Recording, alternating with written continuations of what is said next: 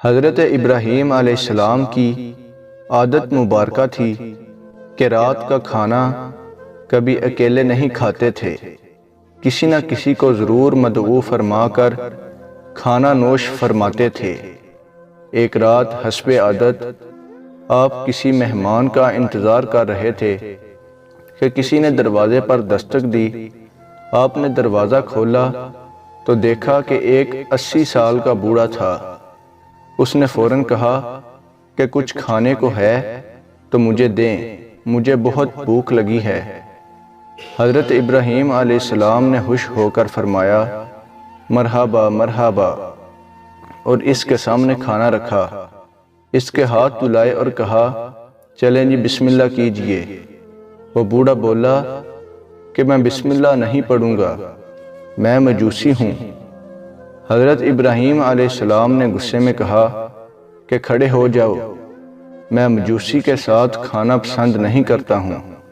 وہ بوڑھا بڑبڑاتا ہوا چلا گیا۔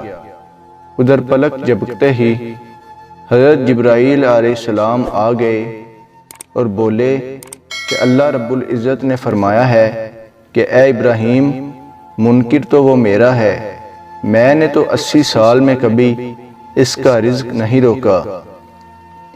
حضرت ابراہیم علیہ السلام یہ سنتے ہی اس بوڑھے مجوسی کے پیچھے دوڑے۔ تھوڑی دور ہی وہ مل گیا۔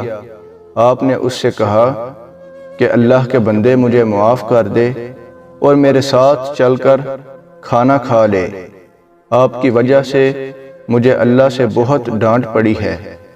مجوسی بولا کہ کون اللہ؟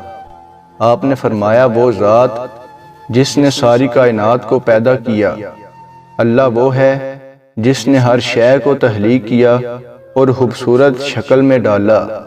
اللہ وہ ذات ہے جو تمام مخلوق کو رزق دیتا ہے۔